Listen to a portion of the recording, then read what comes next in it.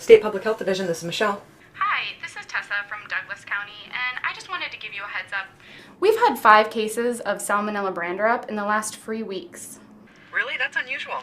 I know, right? I mean, we've done basic case interviews with 4 of the cases, and we haven't been able to find any connection whatsoever. Branderup, huh? We almost never see that. What do we know about the people who are sick? I mean, it's mainly kids, although we do have one case who is in her 30s, and it's evenly split between male and female. And the onset started at the beginning of the month, but we had our last onset on Friday. All right, well, thanks for the heads up. I'm going to let the Outbreak team know. I'm going to check the database. We'll get a questionnaire drafted and get that back to you so we can get started on the interviews right away. All right, that sounds like a plan. Talk to you later. Thank you. Hey there. Tessa from Douglas County just called. She's got 5 cases of Salmonella branderup, onsets all in the last month, mostly in kids, evenly split between males and females. Well, the lab just called and said we had a bunch of cases of Salmonella branderup in southern and central Oregon, but we haven't gotten the age range yet. And nothing from the Portland metro area? Nope. Nothing from any other state? Already checked. Nothing that matches by molecular typing so far. Okay, so if this is foodborne, we're looking at something that's sold locally and not nationally, something that's eaten mostly by kids, but not exclusively by kids. Yeah. What could it be?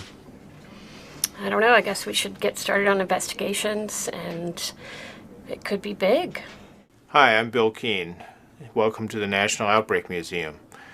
The museum is full of exhibits from hundreds of investigations that we've participated in or that others around the country have participated in over the last 20 or 30 years.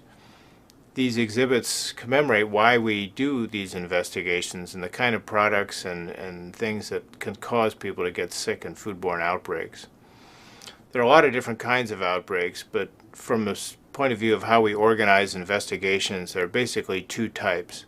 The first are relatively simple and the mainstay of what we do, and these are event-centered outbreaks. That's where people get exposed at one place, usually at a single time with a narrow frame. So this is the classic example, might be kids getting sick at a school lunch or a restaurant meal or a wedding reception or perhaps a week at scout camp. The investigation focuses on the exposures that occurred at that location during that time period, and so in order to investigate we need to find out what the potential exposures are and then find out some way of evaluating who had what kinds of exposures. And we do that by making questionnaires. The second kind of investigation involves commercial products that are maybe widely distributed around a region or multiple states or even between multiple countries. When we have those kind of outbreaks, we often don't have clusters of cases that are readily apparent locally. Sometimes we do, but often the cases are only identified through laboratory subtyping of bacterial isolates, often Salmonella or E. coli 0157. And again, here in the museum, you can see all kinds of products that were identified that at one point in one investigation or another were implicated. Dairy products, meat products, produce, packaged goods, processed foods. And the way we identify these products is by, again, doing investigations, and these are generally focused around making questionnaires and interviewing our cases with these questionnaires. The questionnaire is a way of getting structured information from people.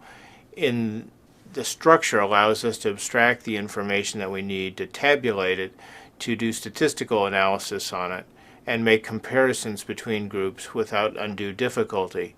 But even though you're using a structured interview form, the interview has to have some of the characteristics of a conversation with people. Often people who have been sick, and they need your empathy, and they need to understand what you're doing and why you're doing it, even as you go through the structured interview. So again, you're trying to have a conversation with people, but not have them be totally aware that you're going through a very, very structured process, but doing that just the same so that you can have as natural a conversation as possible under the circumstances.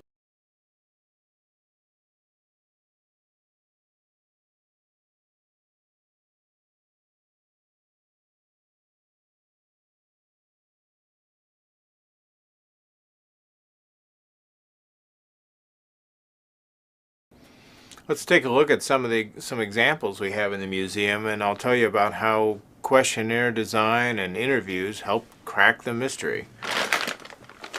Years ago, we had an outbreak of salmonellosis that was due to almonds, and this source, which turned out to be a national outbreak caused by brand A almonds, was identified with only half a dozen interviews that were done here in Oregon. No one else had even noticed there was an outbreak of this kind of salmonella.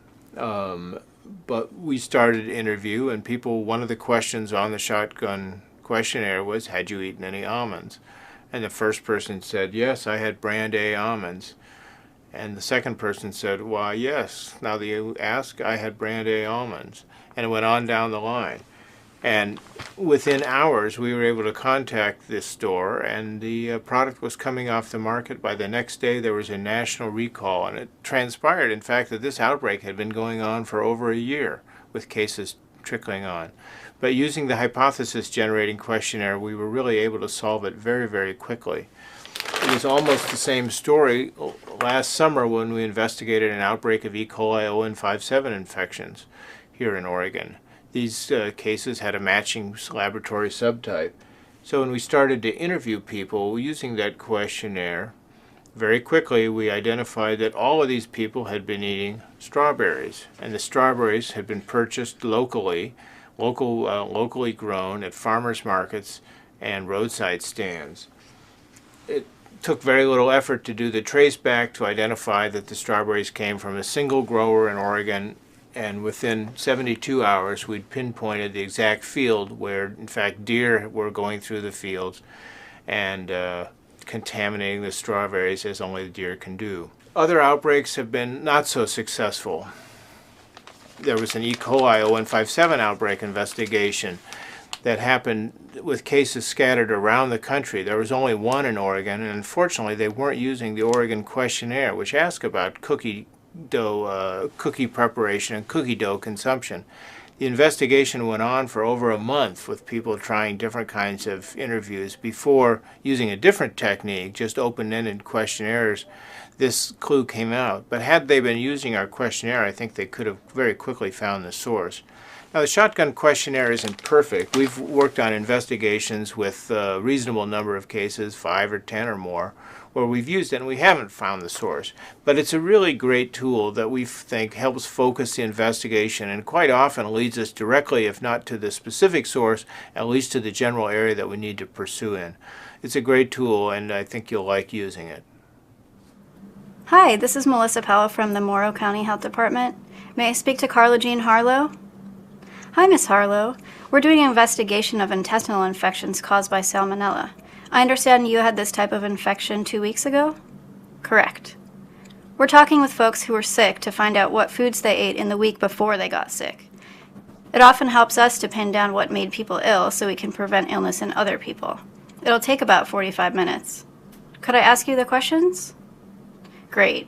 A common method in investigating outbreaks is to interview all people who are sick, called cases, to find out what they may have been exposed to, whether it was food they ate, animals they had contact with, or recreational exposures, such as germs or pathogens in a swimming pool or fresh body of water.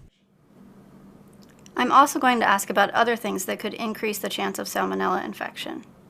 Did you handle any pets in the week before you got sick? Any contact with snakes? Lizards or iguanas? Any other reptiles? Hi, I'm Tessa Jacqua, and I'm from the Douglas County Health Department. And I was just wanting to let you know that there are several people in the Reedsport area that have become ill with an intestinal infection that's caused by salmonella. And we're talking with folks in the area to figure out the cause of the illness so that we can stop it from making other people ill. Is there anyone in the home who is male and less than 15 years old? Okay. And many of the people who've had this infection have been children. So we're talking with families of children who have been ill and families who have children that haven't been ill to compare foods and activities so that we can figure out what's caused the infection. And what's the child's name? And are you his mother? In addition to those who are ill, another group called controls might also be interviewed. Controls are people who share similar characteristics with a case, such as age, sex, and place of residence. However, people in the control group haven't been sick. The control group's information is then compared with the case group's information to determine what may have caused the case's illness. For example, if most cases, or sick people, ate runny eggs at a certain restaurant, but controls did not, you might suspect the eggs as the cause of the illness. As you get started with outbreak interviewing, there are 10 cardinal rules to bear in mind. We'll go through these one by one. Okay, between February 4th and February 11th, did you eat any romaine lettuce? No. Other leafy lettuce like red, green, or butter lettuce? Nope. Arugula, endive, chard, watercress, or other salad greens? No. Any mescaline, spring mix, or baby salad items? Wait, what? Any mescaline, spring mix, or No, baby I think it's pronounced mescaline. What the heck is that? That's nothing. Wait till we get to the part about baba ganoush. By practicing your introduction and going through the questionnaire with a colleague before you go live, you can iron out any pronunciation issues and feel more comfortable with the interviewing process. Okay, now I'm going to ask you about the kinds of places you might have eaten in the 7 days before you got sick. Okay, did you eat at any fast food restaurants? No? Okay, a grocery store? No? A grocery store deli or other kind of deli? No? Okay. A bakery? Dessert place? Pastry place? Picking out a quiet spot where you won't be distracted or interrupted makes things easier for you and easier on the person being interviewed. And how many sexual partners have you had in the past month? 4. Oh my. Oh, nice. Are you serious? Well, actually, it was more like 1. Okay. By remaining value neutral, a good interviewer is less likely to influence the responses of the person being interviewed. You are interviewing them, after all, to find out what might have happened to make them sick. You don't eat that much meat, do you? No, not really. Am I right that you generally eat a pretty healthy diet? I suppose. No butter, sour cream, mayonnaise, things like that? It may be tempting to anticipate what someone will answer. By avoiding this common pitfall, you can get more objective, accurate responses. Next, I'm going to ask you about vegetables you ate in the week before you got sick, even if it was only a bite. I don't really eat vegetables. Let me write that down. In this case, the interviewer has misinterpreted a general statement about preferences as a specific answer to her question. I did not. Yes, you did. I did not. Yes, you really did. Have to agree on that one. Sorry. It's important to record accurately what people say and to ask each question, unless the outbreak team has decided some questions can be cut out if no cases are reporting these exposures. Hi, this is Doug. Oh yeah, thanks for calling, Steve. This is Steve Jenkins, right? Good. Are we speaking privately, Steve? Yeah, the reason I asked that is that I'm calling from Public Health, and I'm calling about your visit to Dr. Perez's office. Okay, Dr. Perez said that somebody be calling you? Okay, so I'd like to talk to you now if that's good for you. All right, good. Probably about maybe 20 minutes or so? Correct. You got treated? When did you get treated for the syphilis infection, Steve? Just 2 days ago. Okay, how are you feeling now? Well, what I wanted to talk to you about was your sexual partners like in the last about 6 or 7 months. Well, it's not likely to get this bad, but it's important to be aware of your surroundings and to protect the privacy of people you're interviewing. Okay, ma'am, did you visit a doctor when you had your intestinal infection? Oh, yes. Yeah, I went to Dr. Salinger, I believe. He's such a nice man. Girls, you guys are too loud. Can you please go upstairs? Thank you. Yes, Dr. Salinger, he's from Cleveland, but so I don't really get to see him that much. He's covering for Dr. Lopez, and I think I saw him for the flu or for a cold. I can't really remember. But he's such a nice man. Yeah, he called me at 7:30 this morning, and I said, "Oh, Dr. Salinger, you are in at work awfully early." And he said, "Early to bed, early to rise, makes a man healthy, wealthy, and wise." So Maybe he was talking about the early bird and the worm. I can't really remember. Okay, so it sounds like you did go see a doctor for this. Did you have to go to the emergency room too? No. And did you have to stay overnight in the hospital at that time? No. And has anyone else been sick in your house with the same symptoms? No. Good, I'm glad to hear that. Now I'd like to ask you about some foods that you ate in the last 7 to 10 days before you got sick, even if it was just for a bite. Let's start with... Part of the art of effective interviewing is to strike the right balance between conducting an efficient, concise interview and providing opportunity for the person being interviewed to provide additional detail, some of which may provide clues as to the cause of the outbreak. Give folks a chance to give you that detail, and be courteous, but if the conversation is straying, gently bring the subject back to the interview topic, particularly if you have more people to interview that evening. So what time last week did you first get sick? It was Monday. And when on Monday was that? It was late that night. Well, what's your best guess of the actual time? 2:30? 2:30 a.m.? Yeah. Okay, so that was Tuesday at 2:30 a.m. Yeah, that's right. The more precise you can be in pinning down answers, the better. This is particularly important for onset of illness, because illness onsets are useful in determining both what pathogen might be involved and how it may have been transmitted. Hola. Hello, this is Michelle Barber from the State Public Health Division. Can I please speak to Patricia Mitchell? ¿En qué le puedo ayudar? Hello, is there someone there who speaks English? Discúlpeme, no le entiendo. Okay, thank you, ma'am. I'll have someone who speaks Spanish call back shortly. Muchas gracias. Thank you. If you contact a potential interviewee and the two of you don't share a common language, politely end the call and notify the lead epi, who can arrange for another interviewer or an interpreter-assisted call. Any contact with animals or pets at school, birthday parties, or similar events? No.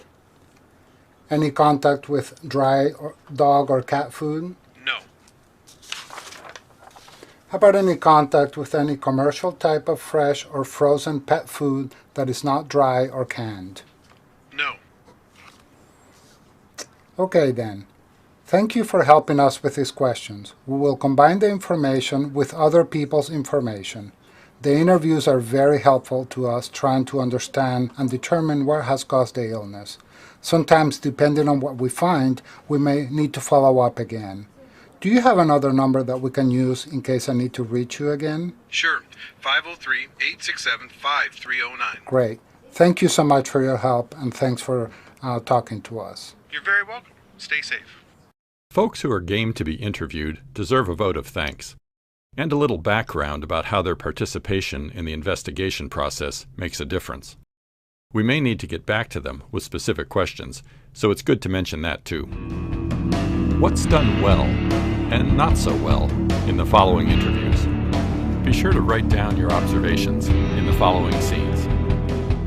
Hi, my name is Jamie and I'm calling from the Oregon Public Health Division. Recently, several people in Reedsport and the surrounding area got sick with an intestinal infection called salmonellosis. We're interviewing people in the community to gather some information and figure out what's causing people to get sick, and that can help protect others from becoming ill. I'm hoping to talk with a male between the ages of 20 and 49. Is there someone in the household who fits that description? Yeah, I'm 33. We've been interviewing the people who've been sick to find out what sorts of food they ate and other activities they did that might put them at risk for infection. We're also asking the same questions of people who didn't get sick. That way we can compare foods that sick people and well people ate, and that helps us figure out what might have caused the illness. That sounds good. Great. First, I'd like to ask about the kinds of places where you might have eaten in the 7 days before August 20th. This may help jog your memory about specific foods you might have eaten, which I'll ask about in a few minutes. So I'm asking about places at which you had something to eat between Monday, August 13th and Sunday, August 19th. All right. Did you eat anything at any fast food restaurants? No, I don't eat fast food. Sit-down restaurants? Yeah, I ate breakfast that weekend at Cup and Saucer, and then I believe we also ate at a Japanese restaurant called Matsuya. Okay. Any other meals at sit-down restaurants that week? No, I don't believe so. Any meals at a bakery, dessert, or pastry shop? No, I don't believe so. Hey, Carrie, are there more cookies left? Yeah, there's lots of cookies left. Can you get me one? Sure. Just one? Yeah, just one. And coffee, too. Cream and sugar. Cream and sugar, got it. Thank you. You're welcome. Sorry about that. Any meals at a grocery store deli or other kind of deli? No on both counts. Now I'm going to ask a few questions about foods typically prepared outside the home, like the foods you got from a restaurant or a takeout place. So between Monday, August 13th and Sunday, August 19th, did you have any hamburger at a fast food place? That is, at a place where you would pay before you eat. No, I don't believe so. Hamburgers at any other restaurant that wasn't a fast food place? No, I don't think so. Any sandwich that might have had sprouts in it? No, I hate sprouts. Any sushi or sashimi or ceviche? I've only heard of sushi of those three, so no, I don't think so. Any kind of burrito or wrap? No. Smoothies? No, definitely not. Finally, I have a few questions about pets and animal contact. Again, between Monday, August 13th and Sunday, August 19th, did you have any contact with dogs or puppies? No, besides walking through parks, no. Cats or kittens? Yeah, I actually visited my sister that week, and she has cats that I play with. Any contact with chickens, turkeys, or poultry? No, definitely not. Other pet birds of any kind? No. Reptiles, including lizards, snakes, turtles, and tortoises? Yeah, I actually have a pet boa.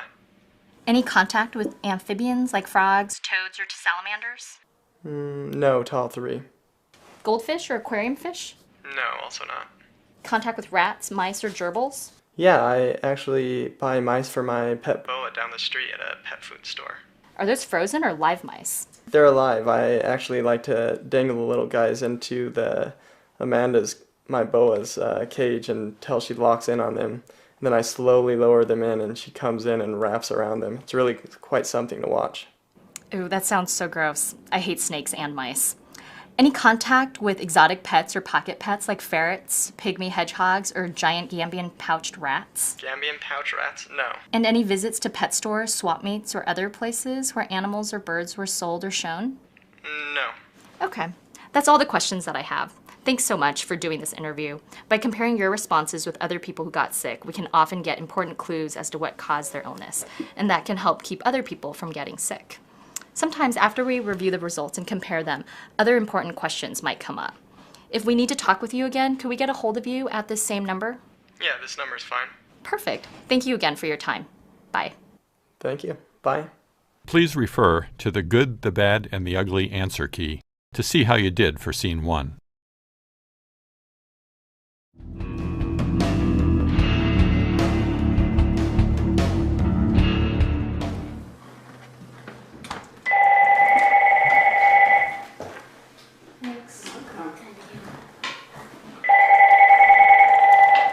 Hello? Hi, this is Alyssa Boston with the Oregon Public Health Division. Are the parents of Ryan Robinson available? Yes, this is Julie, Ryan's mother. I'm with the Oregon Public Health Division, and I'm calling today to gather some information about your son Ryan's recent illness. Ryan and several other people in your area have been sick from the same type of infection, and it's caused by an organism called Salmonella. Yes, Ryan's pediatrician told us about it. Well, we at the Public Health Division are working with folks at Clackamas County Health Department to find out what may have made Ryan and others sick in order to help prevent others from becoming sick. Oh, thank you for doing that. He was really sick. Well, to begin with, I'd like to ask some questions about places you may shop and restaurants where Ryan may have eaten, and then I'll also ask about specific foods that Ryan may have eaten at home, school, or other places during the week before he became ill. All of the information will be kept confidential. Is this a good time for you? Sure. Great. So when exactly did Ryan first get sick? Well, he had a bit of a runny nose and a cough about a month ago, but that may have not been the same thing. Thinking specifically of his recent illness, when did those symptoms start? It was on Thursday. And which Thursday? Let me get to a calendar. The 16th. Okay, that's consistent with information my colleagues at the county collected. Do you remember what time Thursday morning? It had to have been, we'd already fixed breakfast, and the kids had eaten, so it had to have been between 7:30 and 10:30. And what's your best guess of the exact time? Well, my husband had taken the kids to school, so it had to have been 10:30. Okay, and what time were his first symptoms with vomiting or diarrhea? It was 10:30, and the first symptoms were diarrhea. And was anyone else in the household sick with diarrhea and vomiting in the week before Ryan got sick? No one else was sick in the house. Okay. Did Ryan go to the emergency room because of this illness? Yes, he did twice. And don't you have a regular health care provider you could have used? Yes, she's great. Ryan just became sick after hours, so we had to go to the emergency room. And did Ryan have to stay in the hospital overnight? No, he did not. All right. Next, I'm going to ask about where the food that Ryan ate during the 7 days before he got sick came from. So this isn't necessarily where he shopped on those days, but where the food he ate during that time came from. Okay. Did any of the food come from grocery stores or supermarkets? Yes, it did. It came from Winco, Grocery Outlet, and Safeway. Anything from large warehouse stores? Well, yes, I do have items from Costco around the house. And he wouldn't have had any homegrown produce, would he? Well, he possibly could have had collard greens and kale. But I'm not sure. Well, if you're not sure. No. Yeah, he didn't have any of that. Okay. I also want to ask about specific restaurants and fast food places that Ryan ate during the week before he got sick. Again, that's between February 9th and 15th. I'll give you the name of restaurants and you let me know yes or no if Ryan ate there during that time. Sound okay? Yes, it does. Great. Did he eat at A&W? No. Baskin Robbins? No. Dairy Queen? You know, I think he did get a dip cone there at one time. Okay. KFC? No. Famous Julie's? Oh, wow. We did go there a few months back. Man, that place was filthy. Mm-hmm. Talk about grungy. That place was gross. I'm surprised we all didn't get sick. Oh. I mean, this place was unbelievable. It's amazing how a place like that can stay open. Oh, wow. And man, those fries? Ugh, so greasy. Mm-hmm. And that calamari, gag me with a spoon. So definitely not one of your better dining out experiences? You can say that again. Okay, well, thinking of other places Ryan ate, again during the 7 days before he got sick, did he eat at Panda Express? No. Taco Bell? No. Burgerville? No. Okay, great. Well, that's all the questions I have for now. And can you give me a second more of your time to review all of the information I've collected? I want to make sure I'm not missing anything. Yes. Okay, well, it looks like we've covered everything for now. If there's additional information we need, we may have to contact you again. Is this the best number and time to reach you? Yes, this is the best number. During weekdays, please. Thanks so much for your time and taking part in this interview. This information is extremely valuable in helping us track down the source of these infections and in preventing additional illness within the community. You are very welcome. If you find out what caused Ryan to become sick, will you call me? I'm not quite sure if we're able to do that.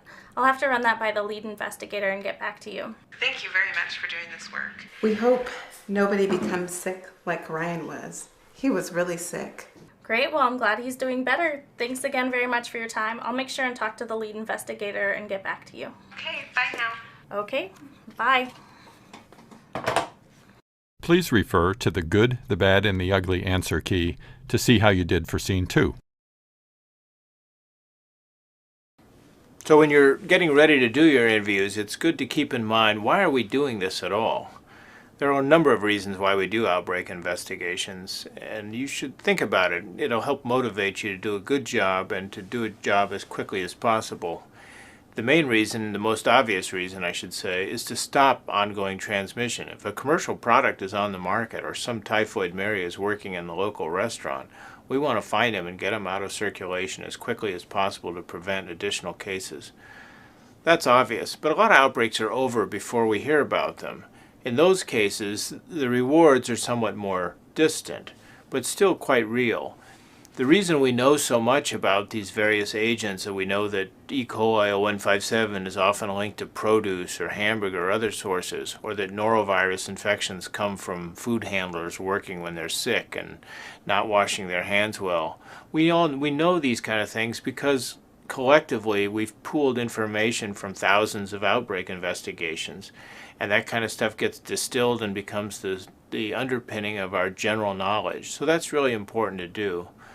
And lastly, this kind of information becomes something that we help to use to make good regulations for government agencies, and that industry and businesses involved in food preparation and food production use to change their practices in order to reduce the risk to future consumers.